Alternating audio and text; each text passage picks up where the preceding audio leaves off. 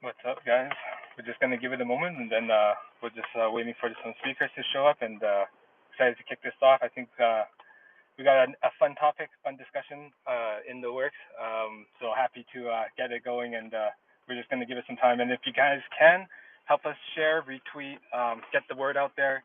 This is gonna be a good one. We got some founders, definitely with some great insights, some industry professionals. They're gonna be sharing with us lots of details. So I come prepared to learn. Chris, how are you? CEO of Community Gaming. For those that don't know, how's it going? It's going well.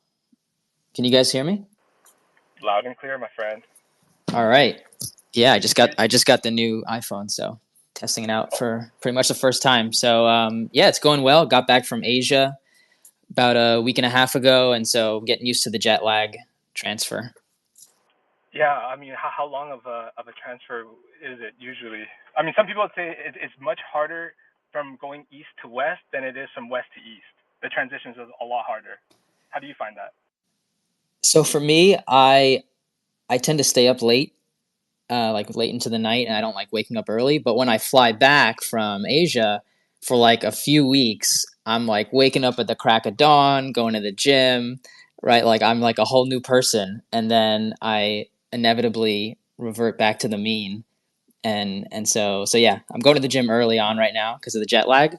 So I think it's easier. Yeah, it's easier on the way back. But yeah, that's the longest flight in the world. I'm based in New York, and so Singapore to New York, I believe, is the longest single flight. Yeah, did they go direct from there? Yeah, Singapore Airlines does. Damn, dude. Impressive, impressive. Yeah, yeah, that's a trek. So how many hours is it total? So I didn't take the Singapore Airlines one. It was too expensive. So I stopped in Hong Kong, and I think altogether it was like a little under a day. It was like 16, 17 hours. Yo, they got to get that muscle emoji in here because that's a big flex. But anyways, that's more power to you. And yeah, we're excited to hear more about it. I'm sure a lot of people that went there got a lot of value from it because I've only heard good things about what came out of there. Um, but yeah, if we are just waiting on one more speaker and then we can get started. Um, I think we have Mike as well behind the CG account. Mike, how are you? Good, man. Awesome, awesome. Yeah, and then I think Nicholas, if it's you behind there, I know he's kind of under the weather, but he's pulling a super solid right now, showing up. But he does have COVID. Thanks for the invite, guys. Like, I really appreciate it. As of this moment, my voice is still okay, so I think I'm able to tide through. So very thankful to be here. The main account is also me, so I'll be speaking from this one. Thanks, you saved me. You saved me. Did you catch it while you were traveling? Yeah, I believe so. I just recently got back from Tokyo. And the funny thing is, like, I think about 3 days later, then the symptoms started to come out. So to be honest, I'm not really sure where I got it, but highly likely from the flight back or something. Yeah. Well, truly appreciate you for doing this and sticking it through. Yeah, Nah, I appreciate you guys for setting this up. I'm super excited. cool. Yeah, so just anyone that's here, if you can, just share, retweet the space, and yeah, we're just gonna give it a couple more minutes, and we will kick things off. See some friendly faces in the audience. What's up, Meta? 44 Labs reppin'. What's up, everyone?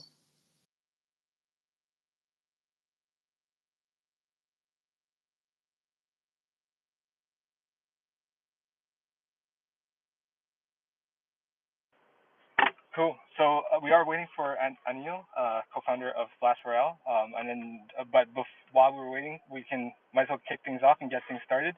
Hello and welcome everyone to the first discussion series of community gaming and Web3 gaming, and not just that. This is all in lieu of their CGX token. Uh, it's an exciting time. There's a lot to uncover, a lot to dive in. But as well, we have guest speakers that are also running their own activations, and so we're excited to sort of get into it as we are starting to see these activations roll out. There's a lot to discuss, a lot of, the way that founders go about, their approach. What makes a successful campaign. I mean, they've met up. Also, I've heard some brainstorming sessions out in Singapore as well. So we'll try to see if we can get some inside info on that. And yeah, we come here ready to learn, my friends. So um, Chris, why don't we start with you? You're CEO of Community Gaming, and maybe before Community Gaming, what sort of brought you to Web3 and and getting Community Gaming off the ground?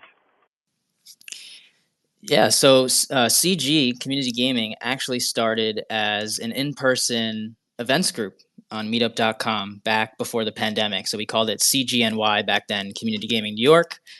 I was working at Consensus at the time, so that was my first professional job in Web3. I had gotten into Bitcoin in 2014, but didn't actually join a company, a paid company at least back then, until Consensus in 2017. So the ICO boom, Joe Lubin, who had reached out to me, wanted a gaming guy, and so they're like, "Hey, you know gaming? You know what gaming is? You know what tokens are? Help explain that to game developers." So early on to the intersection of practical use cases of blockchain tech and video games. So in our case, competitive gaming and esports. And so that was my first time in Asia back in 2018, going around talking about smart contracts, talking about how tokens can be used. And so the passion project on the weekend was running these in-person gaming tournaments. So League of Legends, Super Smash Bros, Hearthstone, and that turned into communitygaming.io over time. So the pandemic shut down all of the events in the world, as we all know, and so we built out CG during that early part of the pandemic, and we wanted to solve a pain point around getting players paid immediately after a tournament, immediately and securely. So that's what CG does. We've built the most advanced gaming platform in the world. It's powering over 50,000 tournament matches each month, and it enables you to instantly pay out your tournament participants on chain. And so we're chain agnostic. We support many chains, and we've been doing that the past 4 years. That's so dope. Yeah, I like to refer to it as like your favorite Web3 gamers' favorite web esports platform. And there's a reason for that. First of all, I've actually ran a tournament, and when you talk about the chain agnostic part, actually, yeah, the users don't even feel it. And on top of that, it's completely trustless. So that's something that's pretty cool. And yeah, it was a pleasure to host and get myself familiarized. So yeah, kudos on you guys for building up the platform.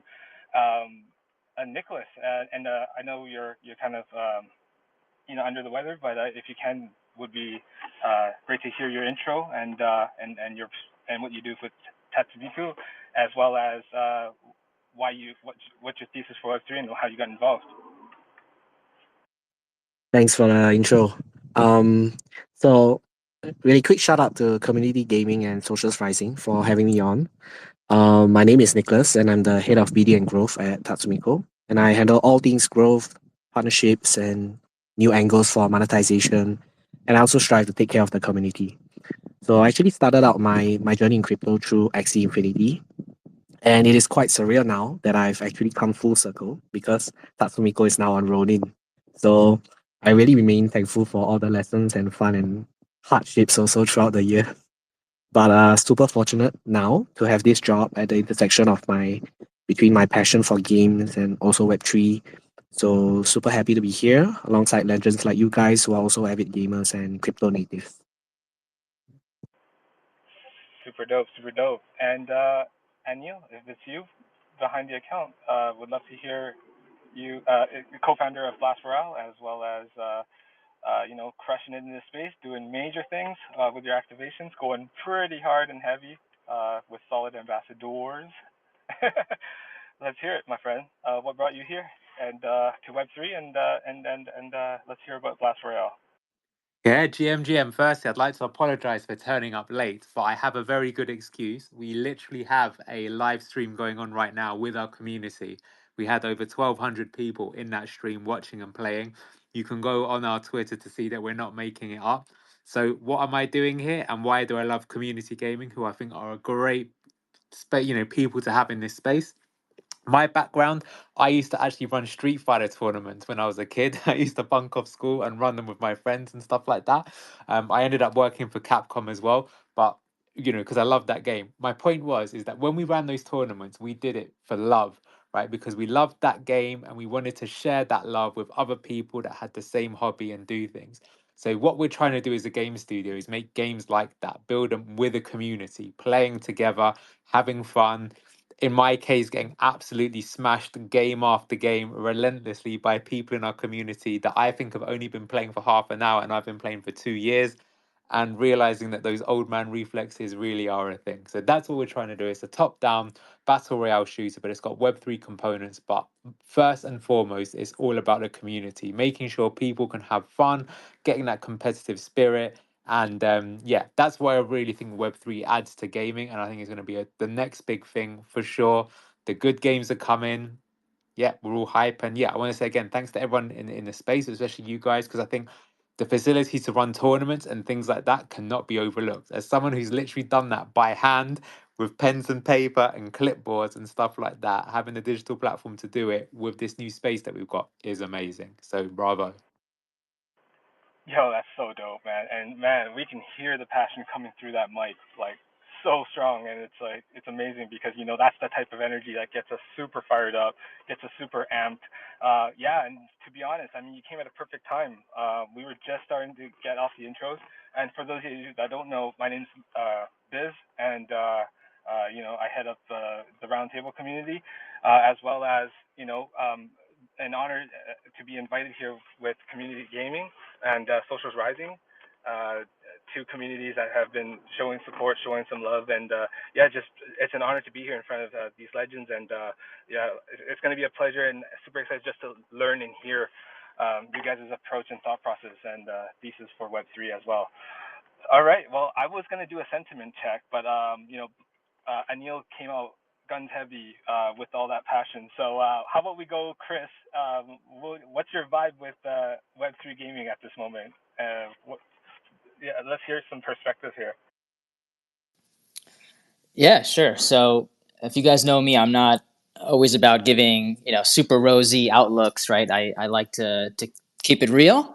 And so it's been a bear market for Web3 gaming this year. I think we've seen Ronin obviously as a huge standout towards the beginning of the year with like Pixels, and now there's a bunch of new games that have launched on Ronin. And aside from that, if you just look at the broader kind of crypto space, you've had Bitcoin that's performed well and Solana and some meme coins, right? But aside from that, it's pretty much still been a bear market. It's like a stealth bear market aside from like Bitcoin and Solana, right? From like a market cap perspective. So that's weighed heavily on Web3 gaming. I think you have a few different things going on. You have projects that are launching tokens for games that are not fully finished, and I have a bit of a hot take on that. I may save for a little bit later, but essentially, I think the highlight of this year it may be coming in Q4. We may be looking at off the grid as a kind of a turning point of, hey, the market is sort of shifting. I think 2025 is going to be a much better macro environment. So all tokens may be rising next year, at least much better than 2024.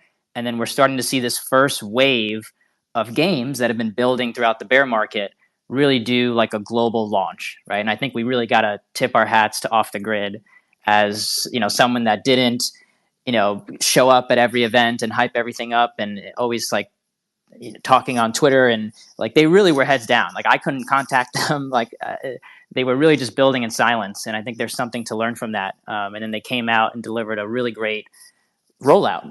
It really can't be understated to launch a game on cross-platform, get huge streamers all lined up. They're all ready to go. They're streaming the whole week. Like that is a huge accomplishment. We have not seen Web3 games be able to kind of deliver not just on building a quality game, but getting it over the line and like doing a great launch, right? You could actually launch a good game and just completely fail, just like most games on Steam do, because you didn't have the right launch mechanics. So I think most of this year has been, kind of dreadful, to be honest, with price performance and a lot of the same games that were in 2023 just kind of continuing to build. And I think we're seeing like the start of what could be a massive bull run next year, and then Web3 gaming being a big part of that. Yeah, yeah, totally agree with that. And actually, I'm curious to, I mean, obviously there are games that maybe pushed out things a little bit too early. But how does that affect sentiment, short term? Do you think that negatively affects it, or is Web3 gaming sort of inevitable, as cliche as that sounds? Uh, So yeah, this is sort of my. If anyone else wants to jump in, by the way, I don't know if that was directed at me, but my go for it. Go for it. yeah, my little bit of a hot take here is building in public, right? Web3 gaming, building in public, which is one of the core principles, and I think it has a lot of merit, but it kind of has backfired in a way on us, right? If you're launching a game really early and it has multiple years left before you're prepared to bring it to a global launch, then you end up with people that are seeing very incremental changes over a long period of time.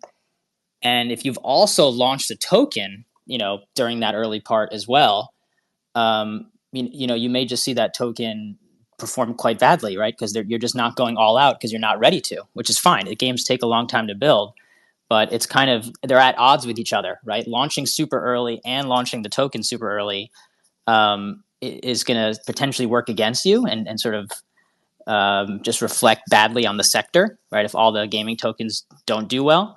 So yeah, I think building in public so transparently has its downsides. Essentially, is my point. And if you're putting out a token too early, it's gonna be pretty bad. Yeah, no, totally.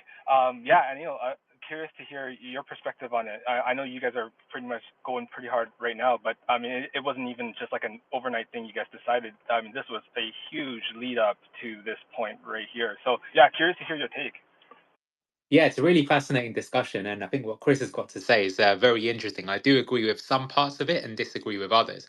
I think in the case of Off the Grid, it's exciting to see how well it's doing, but I would say be a bit cautious on that because there's been many games in the past that have basically bought up Twitch and every influencer marketing for a week and then just disappeared into nothingness, right? That's an easy tactic to do. If you've got the budget to do it, you can do it. It's also a very good way to go bankrupt. Now, for all that said, I've got to say, I've downloaded and played the game myself, and I think it's very good, and I think it's really got potential. But I mean, that is a game that is going up against like Apex Legends and Call of Duty Warzone. So it's really going against the biggest players in the space. So we all wish it well because it'll be great for everyone if it can take off. But I would say people who think like it's already it and it's done it, I'm just, have a word of caution. And this is my point I wanted to make. So I do sort of see the point of why you shouldn't build out in public, and maybe you want to make sure that it's good before you kind of ship it.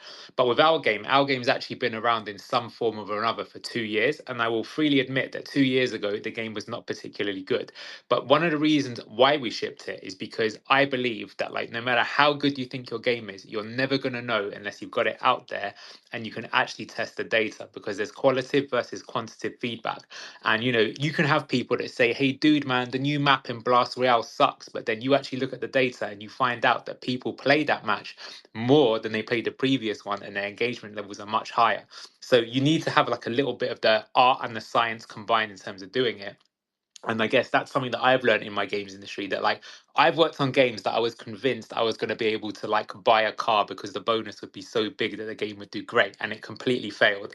And then I worked on games that I thought were going to fail and they absolutely smashed it, which made me think I might like games, I might like working on games, but maybe I don't actually understand what makes a successful game and what doesn't. And sometimes a bit of luck and like judging the market. So that's why I think there's an element to be said of actually getting your game and trying it. Now, to be fair to Off the Grid, that game's in actually early access, so it's not a free launch, and they can can keep it going for a while. So that I think is very smart that they've done it. And to be fair, it's an extremely competent game at this stage of development. But I think what Chris said, which I do agree with, which is that if you release the token too soon, then because the expectations are that that token should be going up, that's probably a bad idea. So I guess I'm kind of trying to reach the compromise. I think launch a game early, get it played with real players as fast as possible, use data to tune it, improve it. You'll know if it's working because the numbers will be going up. Just make sure that the token's not one of those things that you release, because that ain't going to go up until you're ready to global launch. That's just my take though. Yeah, totally. Chris, did Just you want wanted to? to Yeah, go just for it. wanted to add on to that. So yeah, on the Twitch thing, I completely agree. Like, if this is sort of a paid for honeymoon period, so to speak, that they earned, right? They definitely earned it, and they coordinated it really well. But in my tweet that I put out yesterday, it remains to be seen if this is if this is it, or if we just saw like a surprisingly good rollout compared to what we've seen with other Web3 games, but it may not fully catch on in the way that we hope. But if you remember back to Apex Legends, like, this is something I was thinking about. Apex Legends launched, and they had a ton of paid streamer activations, but the game was so good that they all continued to play it after they stopped paying them, right? So the paid streamer activations was part of the success. It wouldn't have been the same probably without that during the launch. They paid a ton of money to get everyone to play it, but it was sticky enough that it paid off, right? And so I think what you're saying is a lot of times it doesn't pay off. They don't really like the game, so the minute they don't have to contractually play it anymore, they're just never going to play it again. So that's the risk here. Yeah, and obviously we're comparing this to like a Web two rollout, but also I guess Off the Grid did something similar to that extent. Um, I mean, would you say you mentioned something earlier about them being in the blinders or having the blinders on and sort of just building in this way. Um, in this sense, like, why would we think that this would be better on a rollout longer term as opposed to? I mean, I just think that if they had a bigger budget, if maybe that they could just attract the attention quite easily. But I don't know if that had anything to do with like the building itself with the blinders on versus those that decide to build out in public and try to achieve market realization that way. Uh, don't know if anyone, Chris, if you want to sort of add. Well, I mean, building with the blinders on, as you said, I mean, that's just the default, right? If you look at Riot, right, they're probably building 3 games right now for 5+ years, and we don't even know about them, and they may just kill off half of them anyway, and we'll just never know. So that's sort of they took the Web 2 approach, which is just different than Web 3. I mean, I think they both have their merits. But yeah, I mean, obviously the big game developers who have infinite budgets can afford to just build with the blinders on for like 5-6 years, and maybe Web3 just can't. Like, we're not afforded that level of time, just based on the dynamics of fundraising and all that. Yeah, totally. And and that's why we're starting to see a shift in the games right now. I remember early days, games weren't even that fun, but I don't think you can say that's the case these days. I think that there's a lot of games coming out right now. And actually, it just seems like sometimes it's just an overabundance of games. And it's hard to sort of allocate time for everything. So you start to see a shift towards more like games that some people might choose the content aspect of it. If it's easy to create content around, those games tend to pick up more traction. The other thing is, games that are more competitive in nature tend to pick up more traction. What do you guys think? Like, what aspect of the game would sort of be the next evolution in terms of reaching that sort of Web 2 peak state of market realization? Anil, if you have a perspective, we'd love to get your thoughts on it. Yeah, sure. Well, I mean, it's how many people are playing the game and then how successful it is, right? I mean, if we can tell if Off the Grid is successful right now, I think it was in the top 10 in terms of things being watched on Twitch right now. And if that's the case a year from now when it's globally launched, then it's a success, a big success at that point. We're on mobile, it'll kind of be similar. I think if you see our game often in the top download charts or, always reporting high DAU, you know it's going to be there. I think maybe the answer you're looking for is something to be like an absolute, like kind of colossal success, like a, juggernaut, like one of these games that does 20 million plus, 25 million plus sales. But that's very difficult to do. And even like some of the established sort of big players can't do that. Like look at what's it? Starfield is that the name of the game? The Bethesda one, right? Like they didn't make Skyrim, they made their dream game, and it's basically more people still play Skyrim to this day than the new one, right? So, and Skyrim sold like over 30 million copies. So I'm not sure we'll kind of get there yet. It might happen. I hope it does. But I think a really big success, probably on console, is like 5 to 10 million copies sold. On mobile, it's going to be a game that's like in the top 100 grossing pretty often. I think once we get there, then it's happening and it's on the way. And then the next stage will probably be that China will come into it on like a completely different level, and that will really take it up another level. Like kind of like what Genshin Impact did on mobile recently, that sort of thing. And I think it will happen. But yeah, I don't think you'll get like a super duper blockbuster right away. Although I hope I'm wrong and there is something that breaks out and does it.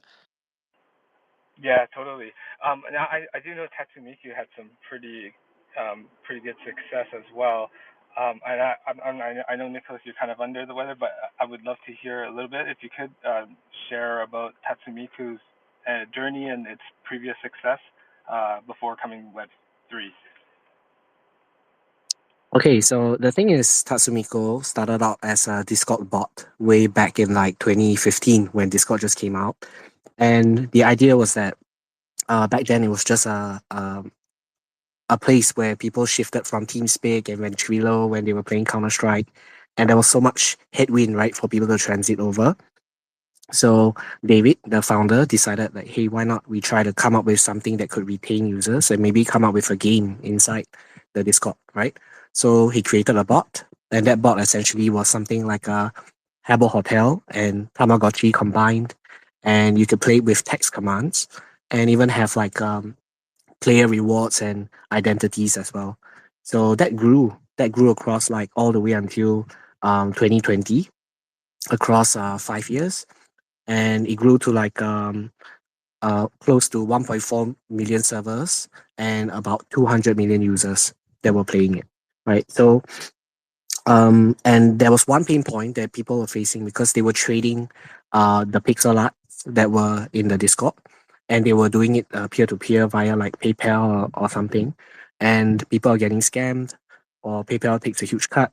So we decided, hey, why not we come up with something like maybe utilize blockchain to solve this issue, this pain point. And that was when the community decided, hey, why not let's move to, okay, I know this is a joke right now, but move to Solana, right? Because back then that was the highest TPS in like 2021. It made the most sense. So we shifted over and we started to build heads down all the way up until now. It's about to Tatsumiko, like our flagship game. It's about to be out soon. But we have a Telegram game right now that's live on a. If you look at the main page, it's called Lumina Hunt. Right now, it's got roughly about 100,000 users. We're trying to ramp up the growth soon. If you join now, you're still pretty early. So that's something that I can share. And moving back like to your question regarding like like emerging trends and like how's the gaming trend moving towards, right? I would say like off the grid, definitely we gotta give them credit, but the success remains to be seen. Like Anil and Chris mentioned, that 1 week shield by Ninja and the top streamers. Of course, there's gonna be hype, right?